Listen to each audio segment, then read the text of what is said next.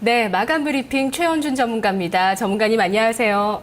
네, 안녕하십니까. 예, 자, 오늘 환율도 크게 오르고 또 우리 양대 지수도 오르면서 코스피 2010, 코스닥 560 이렇게 라운드 넘버를 기록했습니다.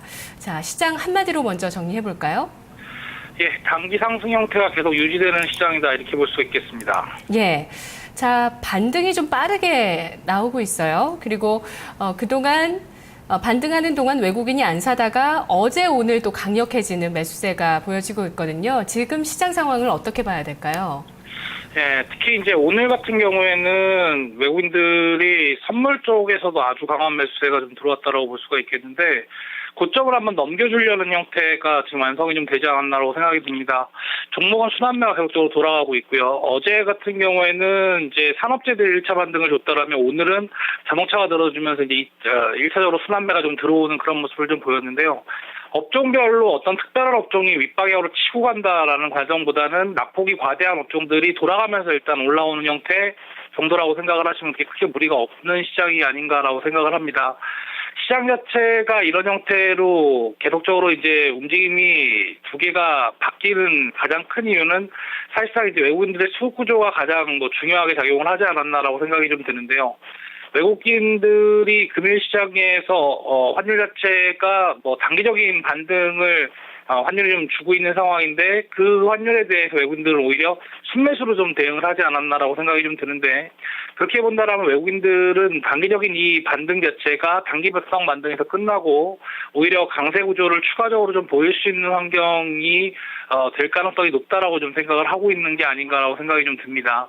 그래서 환율 자체는 1020원대가 지지가 좀 되더라도 밑방향으로 조금 더 내려올 가능성에 대해서 외국인들은 베팅을 하고 있는 거라고 보고 단기적인 반등 시에 외국인들이 꾸준하게 수급이 유지된다라면 우리나라 지수 자체는 2025포인트를 넘어서 2030포인트를 한번 확인하러 갈 가능성이 높다라고 보고 있습니다. 지수 자체는 어제에 이어서 오늘도 역시도 갭런이 또 2차적으로 형성이 좀 됐는데요.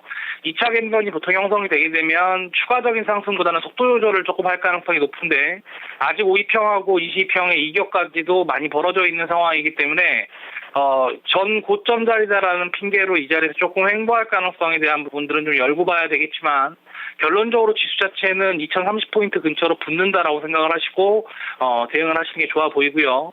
지수가 옆으로 좀 횡보하는 구간 속에서도 오히려 종목별로는 순환매가 꾸준하게 돌 가능성이 높다라는 것도 열고 보시면 좋지 않을까 생각합니다. 예, 오늘의 업종 짚어주시죠. 자동차 업종입니다. 예. 지금 원화 강세가 상당히 좀 부담스러웠던 게 그 엔화 대비 원화 강세도 지금 가파라서 상대적인 또 엔화 약세 때문에 자동차주 같은 경우는 참 더 투자 심리가 부담스러울 수밖에 없는 상황이었거든요. 그런데 주가에 큰 영향이 없는 상황이었고 오늘 또 당국의 실기 추정 물량까지 나오면서 자동차주의 투자 심리가 상당히 좀 좋아진 것 같아요. 예, 그렇습니다. 다른 부분들보다는 일단은 환율이 좋지 않은 상황에서도 지난달 같은 경우에 판매량이 좀 유지했다라는 부분이 가장 핵심 포커스가 아닌가라고 생각이 좀 듭니다.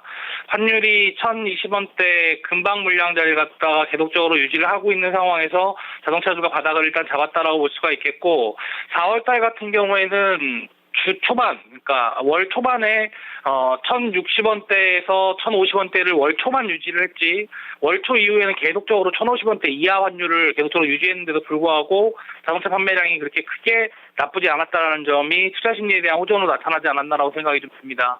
특히 이번 달 같은 경우에는 이런 식으로 환율이 만약에 반등을 주게 된다면 단순 반등이라기보다는 자동차 업종의 추가적인 심리를 좀 나타나게 할 수 있는 것이 이전의 환율은 이미 시장에서 한번 겪었고 이 전 라인 때, 그러니까 1030원대에서 1050원대 횡보하는 그 가운데에서 자동차의 판매량이 크게 흔들리지 않았다라는 점은 이 정도에서 만약에 환율이 반등세가 나타나게 된다라면 조금 더 안정적일 수 있다는 기대감이 자동차 업종에 있는 것이 아닌가라고 생각을 합니다.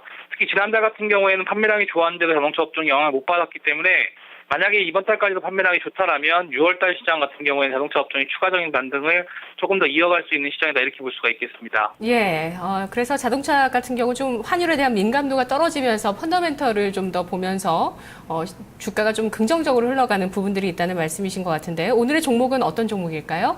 현대모비스입니다. 예. 자, 오늘 특히 자동차 부품 쪽의 흐름들 양시장에서 눈에 띄었는데요. 코스닥에서는 또 오리엔탈 전공이 어제 1,000원대 회복하고 상한가 이렇게 좀 보여졌고요. 또 코스피에서는 현대모비스 정말 두각이었습니다. 장중 고점에서 마무리가 됐는데요. 추가적으로 어떤 움직임 보일까요? 일단 62평 시도는 충분히 할 수 있는 위치가 아닌가라고 생각이 좀 듭니다. 62평까지의 흐름들은 추가적으로 좀 좋아질 수 있을 만한 위치이고요. 제가 지난번에 말씀드렸다시피 모비스가 일정 부분 이 이하까지 내려오게 된다면 이 이하에서는 굳이 매도를 고려하지 않아도 될 만큼의 흐름은 충분히 만들어지지 않았나라고 생각을 합니다. 단기간 반등세가 조금 더 이어질 가능성이 높고, 이 반등세 같은 경우에는 일단은 추가적인 반등세가 조금 더 이어지는 형태가 될 가능성이 높고요. 이번 1분기 실적이 크게 갖고 오는 것이라기보다는 모비스의 기본적인 펀더멘탈 자체가 충분히 좋아질 수 있을 만한 펀더멘탈이기 때문에 추가적인 반등은 가능할 것으로 보입니다.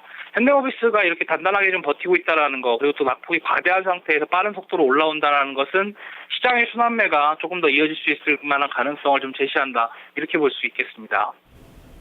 내일의 전략 세워볼게요. 한마디 정리해 주시죠. 예, 단기 순환매 연속성 유지한다, 이렇게 말씀드리겠습니다. 예, 자, 순환매 장세 도래했다는 부분들 계속 최근에 며칠 동안 설명해 주셨는데, 이제 다음 타자가 누가 될 것인가, 이런 부분들 중요하지만 또 참 그런 걸 예상하기 쉽진 않겠죠. 어떻게 접근할까요?